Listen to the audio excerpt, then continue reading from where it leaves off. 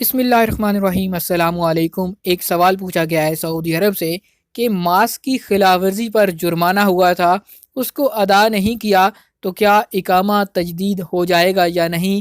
سعودی عرب میں کرونا سے بچاؤ کے لیے اختیار کی جانے والی احتیاطی تدابیر کے تحت بند مقامات پر ماسک استعمال کرنا لازمی ہے۔ ماسک قانون کی خلاف ورزی پر سعودی عرب میں 1000 ریال کا جرمانہ عائد کیا جاتا ہے۔ ماضی میں جب کرونا وائرس کی وبا پھیلی تھی تو اس وقت سعودی عرب کے تمام ریجنز میں کرفیو نافذ کیا گیا تھا۔ احتیاطی تدابیر میں مرحلہ وار نرمی کی گئی اور اب ماسک کا استعمال صرف بند مقامات پر ہی کیا جاتا ہے۔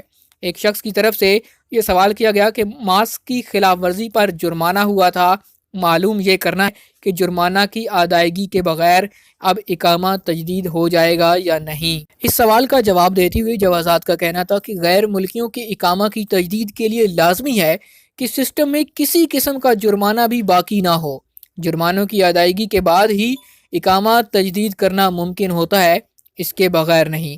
خیال رہے کہ غیر ملکی تارکین وطن کے اقامہ کا نمبر جوازات ہی نہیں بلکہ ٹریفک پولیس اور دیگر تمام اداروں میں یکساں ہوتا ہے۔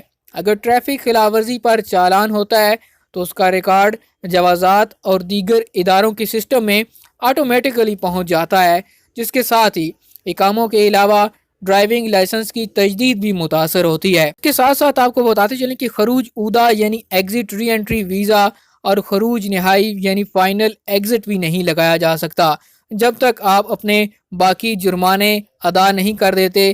آپ کی گورنمنٹ کی کوئی سروس بھی نہیں بحال ہو سکتی۔ اس لیے ضروری ہے کہ پہلے آپ اپنے اقامہ پر جو بھی جرمانے ہیں، جو بھی غرامے ہیں، ان کو ادا کریں۔ ان کو پے کرنے کے بعد ہی آپ اپنا اقامہ، آپ اپنا لائسنس، آپ اپنا فیملی ویزا، خروج اودا یا پھر فائنل ایگزٹ لگوا سکتے ہیں۔ اس کے بغیر ایسا کچھ بھی نہیں ہونے والا۔ امید کرتا ہوں یہ ویڈیو آپ کو پسند آئی ہوگی۔ سعودی عرب کے حوالے سے تازہ ترین معلومات حاصل کرنے کے لیے ہمارے چینل کو سبسکرائب کیجئے، گھنٹی کا بٹن دبائیے تاکہ نئی آنے والی ویڈیوز کی نوٹیفیکیشن آپ تک پہنچتے رہیں۔